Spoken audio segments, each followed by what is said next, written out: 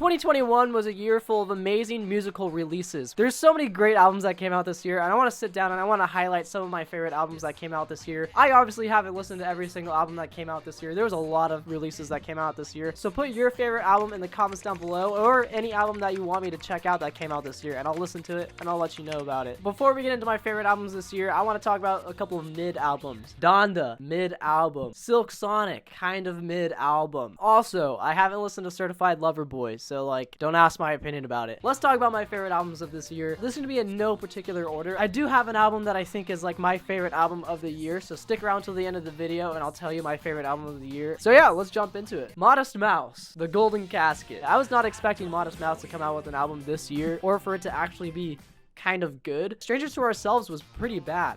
We think we could all agree that we wish that we were strangers to yourself. So after 6 years of not releasing any music, I wasn't expecting them to come out with something so good, especially for like middle-aged Modest Mouse. This is pretty good. Yeah, there's some great tracks on this thing. Your Acid Trip is a banger of an album opener. I really enjoy it. Never Fuck a Spider on the Fly. That song's pretty good. Pretty interesting title. Wouldn't expect anything less from the Mousers. And also, Lace Your Shoes is a very beautiful track with some beautiful lyrics. I really enjoy that track a lot. I think if anyone else released it, this album would not be on this list, but because it was Modest Mouse, I'm putting this album on this list. Still Woozy. If this isn't nice, I don't know what is. This is the long-awaited debut from Still Woozy, Sven something. I mean, there's nothing really too revolutionary about this album. It's just that I love the vibe of Still Woozy. It has the same vibe of all the singles that he's been releasing throughout his career. If it ain't broke, don't fix it, you know? But honestly, this entire album always brings up my mood when I listen to it. It's like an album that you play like at the start of summer vacation when like the school bell rings at your last class of the day and you run home. This album feels like summer vacation. It feels really nice. Tyler, the Creator, Call Me If You Get Lost. I'm sure I'm not going to be the only person with this album on their list because it's just a fantastic album. I'm sure you've listened to it. If you haven't listened to it, then give it a listen. There's just some great production on this thing, some awesome samples, some great musical moments in there. But I do have one complaint with this album, and that's the DJ, what's his name? DJ Drama? DJ Khaled! The DJ guy is kind of annoying. At first I didn't mind it, but as I listen to it more and more, it gets more and more annoying. Porter Robinson. I think it's Nurture. I don't know what the album actually is called. I think it's Nurture. I had no idea who Porter Robinson was. This is the only project that I've listened to from them. I'm very impressed by it. It's super lush, it's super fantastic, it's super beautiful, awesome electronic vibes, some great sampling in there. I actually don't mind the vocal effects in this. Normally in albums like this, I'm not a big fan of like the hyper pop-ish type vocals. I actually don't mind it in this album because it fits the vibe of the album. The sound of the album feels like the album cover a lot, you know. I listen to this album, it makes me feel like I'm laying down on a grass field on a sunny day. Musician is a great track on this thing. They use the yeah! Woo! Yeah! Whoa! That sample in there.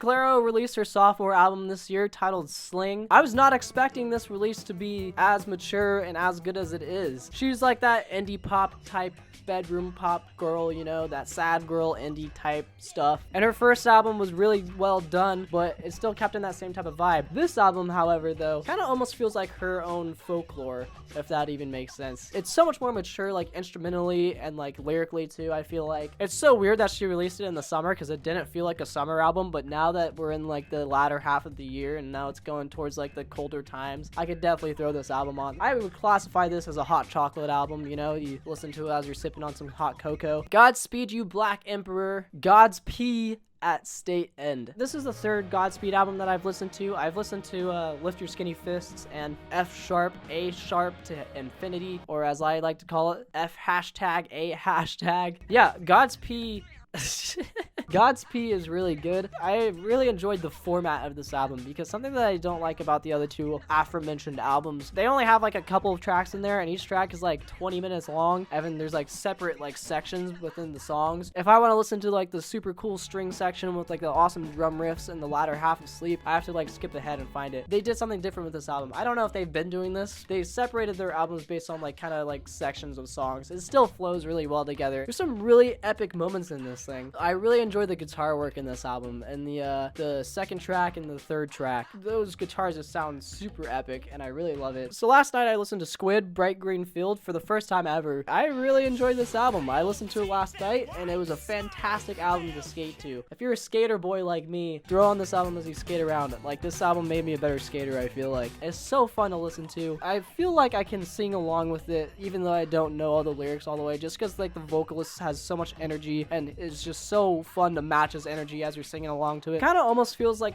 sort of Talking Heads inspired. I've only listened to one Talking Heads album, so tell me if I'm wrong. I'm sure you'll let me know. The energy in this album was at an all-time high, and I loved it. GSK was great. GSK was one of the songs that made me think of Talking Heads. I kind of felt like Talking Heads and Black Country New Road, just like...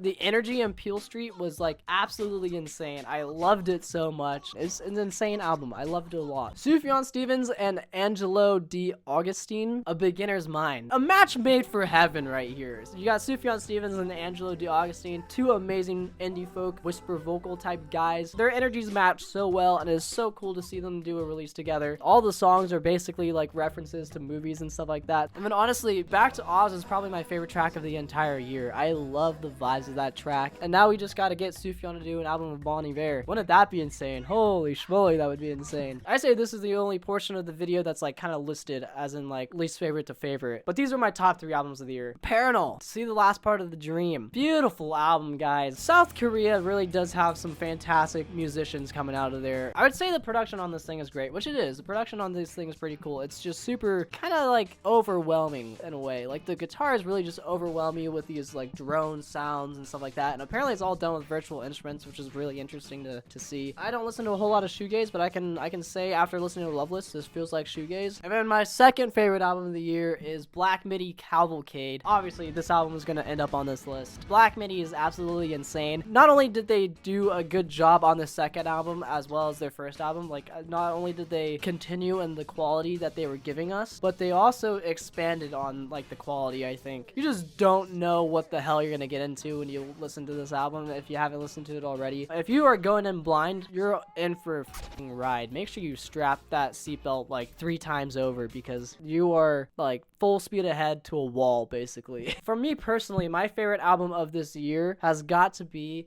Black Country New Road, For the First Time. It's just absolutely incredible, especially for a debut. This album is out of this world. Amazing song structures in this thing, amazing instrumentation in this thing, amazing lyrics in this thing, amazing vocal performance in this thing. Every single thing about this album is top notch. Every track in this thing is top notch, from the beginning track to the ending track. It's just filled with energy, and I love it. I will never not listen to the second half of Sunglasses and not be bopping my head along to that track. It's incredible how many times I can listen to this album and still just be completely shocked with like the instrumentation and the song structuring and just everything about it. I'm genuinely excited for their new album. I've only listened to their first single. I haven't listened to anything else that they released yet. I really hope that they can keep that same quality like Black Midi did. I have no doubt that they will be able to. Make sure you guys let me know in the comments below what your favorite albums of the year was. If you guys want to see me talk about Parannoul, Black Midi, and Black Country New Road more, then click on this video right here. I talk about all 3 of those albums in that video right there. Thank you for watching. I'll see you guys later.